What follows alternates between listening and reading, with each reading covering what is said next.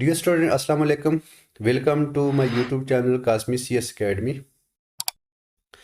आज हम अपना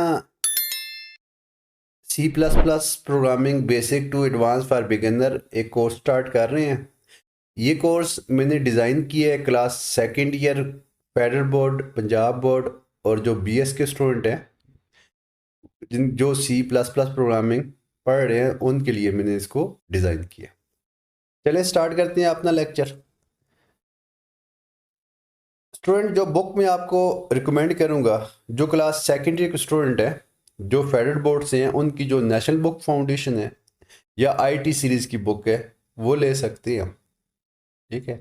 और जो पिंडी बोर्ड के स्टूडेंट है, क्योंकि पिंडी बोर्ड का जो सिलेबस है मीन कि अभी 2024 है, अभी तक उनके सिलेबस चेंज नहीं हुआ, उनके अंदर C लैंग्वेज पढ़ाई जा रही है। तो स्टूडेंट जो पिंडी बोर्ड के स्टूडेंट है तो उनका आपने मेरी इसी चैनल के ऊपर एक प्लेलिस्ट बनी हुई है C लैंग्वेज फॉर बिगिनर, आपने उसको व्यू कर सकते हैं या वो सुन सकते हैं। अगर आपके पास आपका सिलेबस चेंज हो गया तो आपके पास मैं आपको रिकमेंड करूंगा IT सीरीज़ की बुक है सेकेंड ईयर की, उसको फॉलो करें।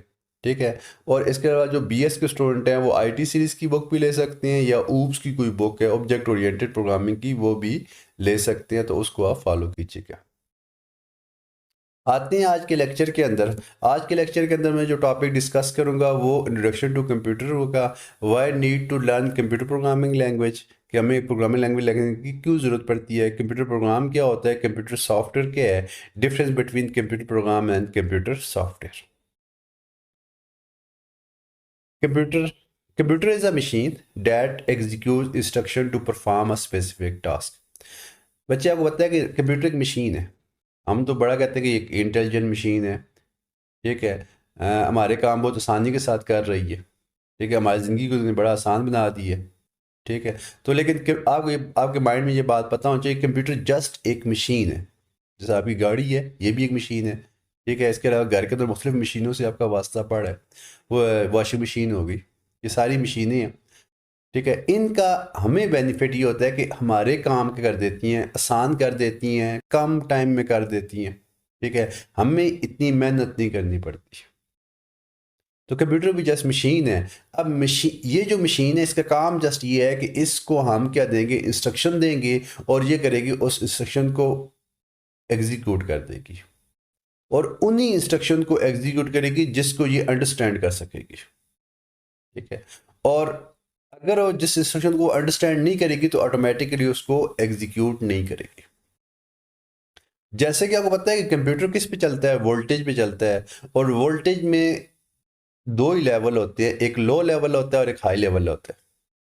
क्योंकि हमारा जो कंप्यूटर है ये डिजिटल DC करंट पे चलता है। डायरेक्ट करंट, करंट की दो फॉर्म होती हैं, एक AC करंट होता है, अल्टरनेट करंट। ठीक है, जिसकी मैक्सिमम वोल्ट होती है 220।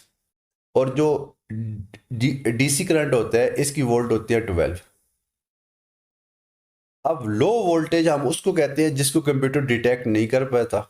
नॉर्मल तौर पे 0 से 4 तक की जो वोल्टेज है DC करंट के, DC की सूरत में, तो उसको कंप्यूटर डिटेक्ट नहीं कर पाता। लेकिन 4 से ऊपर मीन 5 से लेकर 12 तक जो वोल्टेज है उसको वो कंप्यूटर क्या कर देता है, डिटेक्ट कर देता है। जिसको कंप्यूटर डिटेक्ट नहीं कर पाता उसको हम लो वोल्टेज कहते हैं, और जिसको कंप्यूटर डिटेक्ट कर पाता है उसको हम क्या कह सकते हैं, हाई वोल्टेज कह सकते हैं। जरा कंप्यूटर को हम क्या देते हैं, इनपुट देते हैं, कंप्यूटर वापस हमें आउटपुट देता है। ठीक है। कंप्यूटर को डेटा स्टोर भी करता है, कंप्यूटर डेटा के ऊपर प्रोसेसिंग भी कर रहा होता है। ये सारे काम 0 1 की सूरत में हो रहे होते हैं। मीन कि अगर वो कोई भी डेटा 0 1 की फॉर्म में होगा, मीन कि हाई वोल्टेज या लो वोल्टेज की फॉर्म में होगा, तो कंप्यूटर और उसके ऊपर ये इनपुट आउटपुट प्रोसेसिंग और स्टोरेज वाला ऑपरेशन परफॉर्म कर सकेगा। ठीक है।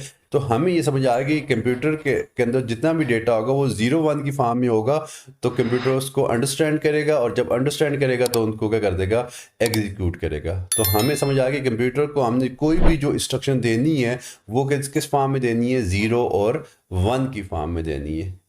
ठीक है। तो इसका मतलब कंप्यूटर सिर्फ 0 और 1 इन दो बिट को अंडरस्टैंड कहते हैं, और इन दो डिजिट को हम बोलते हैं बिट। क्या बोलते हैं, बिट। क्योंकि बिट का मतलब होता है बाइनरी डिजिट। क्या बोलेंगे? Binary digit. बाइनरी बोलते हैं टू को, क्योंकि इसमें दो ही डिजिट, कंप्यूटर में जीरो और वन इस्तेमाल होता है, तो इसलिए बाइनरी बोल देंगे। क्योंकि ये डिजिट है तो क्या लफ्ज़ गया, bit stand for binary digit. और इसका मतलब कंप्यूटर के अंदर, कंप्यूटर को हम जितनी भी इंस्ट्रक्शन देंगे, किस फॉर्म में देंगे, कौन सी लैंग्वेज में देंगे, वो ज़ीरो और वन की फॉर्म में देंगे। और इस ज़ीरो और वन से जो लैंग्वेज बनती है उसको हम क्या बोलते हैं, बाइनरी लैंग्वेज या मशीन लैंग्वेज। मशीन लैंग्वेज तब कहते हैं कि ये वायद लैंग्वेज है जिसको कंप्यूटर डायरेक्ट अंडरस्टैंड कर सकता है। इसके अलावा कंप्यूटर किसी भी लैंग्वेज को डायरेक्ट अंडरस्टैंड नहीं कर सकता। इसका मतलब क्या हो गया, कोई भी इंस्ट्रक्शन जो मशीन या बाइनरी लैंग्वेज के अंदर होगी कंप्यूटर उसको अंडरस्टैंड करेगा। अगर मशीन या बाइनरी लैंग्वेज के अंदर नहीं होगी कंप्यूटर उसको अंडरस्टैंड नहीं करेगा।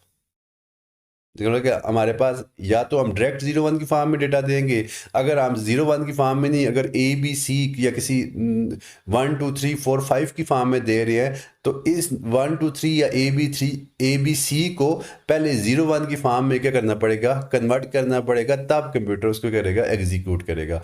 अदरवाइज कंप्यूटर इसको अंडरस्टैंड नहीं कर सकेगा और इसको लाजिमी बात है फिर एग्जीक्यूट भी नहीं कर सकेगा।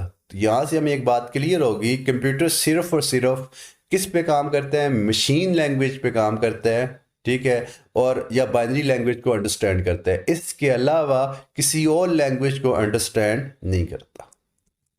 अब एक क्वेश्चन आता है कि हम ये प्रोग्रामिंग लैंग्वेज सीखते क्यों हैं?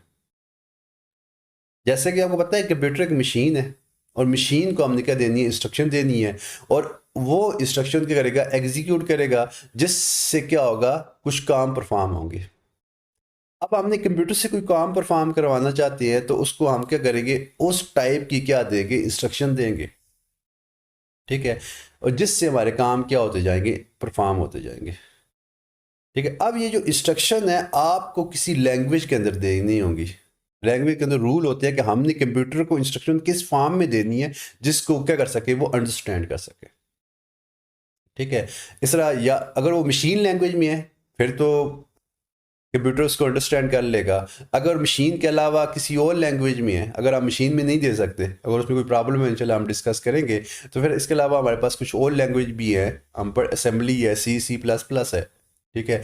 अगर इन लैंग्वेज के अंदर है तो पहले उसको क्या करना पड़ेगा, ट्रांसलेट करना पड़ेगा, ठीक है। तो हमें ये समझ आ गया कंप्यूटर प्रोग्रामिंग लैंग्वेज के अंदर क्या होते हैं, जस्ट रूल होते हैं।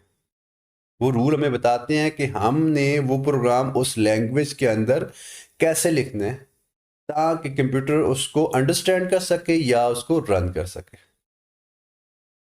तो इसलिए हमें लाजमी है, so it is important to learn computer programming language so enable the computer to work as per our requirement. अगर आप कंप्यूटर से अपनी मर्जी से कोई काम करवाना चाहते हो तो आपको प्रोग्रामिंग लैंग्वेज क्या करनी पड़ेगी, सीखनी पड़ेगी। अदरवाइज आप कंप्यूटर से अपनी मर्जी का काम नहीं करवा सकते। तो इसलिए जो आप कंप्यूटर कहते हैं ये बड़ा इंटेलिजेंट, इसको बेसिकली प्रोग्रामर लोगों ने बनाया हुआ है, इसको इतना इंटेलिजेंट बनाया हुआ है। तो इसको इंस्ट्रक्शन देने के लिए हम क्या यूज़ करेंगे, प्रोग्रामिंग लैंग्वेज का यूज़ करेंगे, ठीक है। अब ये जो इंस्ट्रक्शन ज़ीरो और वन से, जब ज़ीरो और वन आपस में मिलते हैं तो इंस्ट्रक्शन बना देते हैं, और जब सेट ऑफ इंस्ट्रक्शन मिलेंगी जो स्पेसिफिक काम परफॉर्म करेंगी या कंप्यूटर से परफॉर्म करवाएंगी, सेट ऑफ इंस्ट्रक्शन, और ये इंस्ट्रक्शन किसके अंदर लिखी जाएंगी, ज़ाहिर है प्रोग्रामिंग लैंग्वेज के अंदर से लिखी जाएंगी, जो कंप्यूटर से कोई स्पेसिफिक काम करवाएंगी, हमारी मर्जी का कोई काम करवाएंगी, तो उसको हम बोलेंगे computer program. Set of instruction written in computer programming language to perform a specific task from computer is called computer program. A person who develop a program is called programmer. इसका मतलब वो बंदा जो इंस्ट्रक्शन प्रोग्रामिंग लैंग्वेज में right कर रहा है, ठीक है, उसको क्या बोलेंगे, प्रोग्रामर बोलेंगे। और ज़ाहिर है अगर प्रोग्रामर जो है उस इंस्ट्रक्शन लिखनी है तो पहले उस प्रोग्रामिंग लैंग्वेज की जो रूल्स हैं या उस प्रोग्रामिंग लैंग्वेज को करना पड़ेगा, सीखना पड़ेगा, अदरवाइज वो इंस्ट्रक्शन नहीं लिख सकता, ठीक है। इसके अलावा जो हमारे पास कंप्यूटर सॉफ्टवेयर होते हैं वो क्या होते हैं, सेट ऑफ प्रोग्राम, समझ आ गई। इंस्ट्रक्शन से प्रोग्राम बनते हैं, और जब एक से ज़्यादा प्रोग्राम मिलते हैं तो क्या बना देते हैं, सॉफ्टवेयर बनाते हैं। मतलब सॉफ्टवेयर के अंदर क्या होते हैं, एक से ज़्यादा प्रोग्राम होते हैं। और प्रोग्राम किससे मिलके बना होता है, इंस्ट्रक्शन से मिलके बना होता है। और इंस्ट्रक्शन किससे मिलके बनी है, 0 और 1 से मिलके बनी है। 0 और 1 आपस में मिले, उन्होंने प्रोग्राम बना, इंस्ट्रक्शन बना दी। जब इंस्ट्रक्शन आपस में मिली तो उन्होंने प्रोग्राम बना दिया। और जब एक से ज़्यादा प्रोग्राम मिले तो हमारे पास क्या बन गया, सॉफ्टवेयर बन गया। अब सॉफ्टवेयर प्रोग्राम को नॉर्मल तौर पे हम एक ही कहते हैं, लेकिन ये एक चीज़ें नहीं है। अब हमें बस क्लियर हो गया कि सॉफ्टवेयर जो होता है वो प्रोग्राम से मिलके बना होता है, प्रोग्राम जो होती है वो इंस्ट्रक्शन से मिलके बने होते हैं, और जो इंस्ट्रक्शन होती है वो 0 1 या जो बाइनरी डिजिट है उनसे मिलके बनी होती हैं। तो ये भी हमारी आज की कन्फ्यूजन क्या होगी, दूर होगी। तो स्टूडेंट, मैं उम्मीद करता हूँ आज का लेक्चर आपको समझ आया होगा। अगर कोई क्वेश्चन है तो मुझे कमेंट बॉक्स में कमेंट्स कीजिएगा, मैं इंशाल्लाह उसका आपको आंसर दूंगा। और अपनी राय मुझे ज़रूर दीजिएगा कि आपको इसकी समझ आई है या नहीं आई। और अब मेरे चैनल को सब्सक्राइब करें, इसको शेयर करें और बेल आइकन को प्रेस कर दें ताकि आपके पास मेरी जो आने वाली वीडियोज़ हैं वो आपके पास आती रहे। अपना बहुत सारा ख्याल रखिएगा। अल्लाह हाफिज़।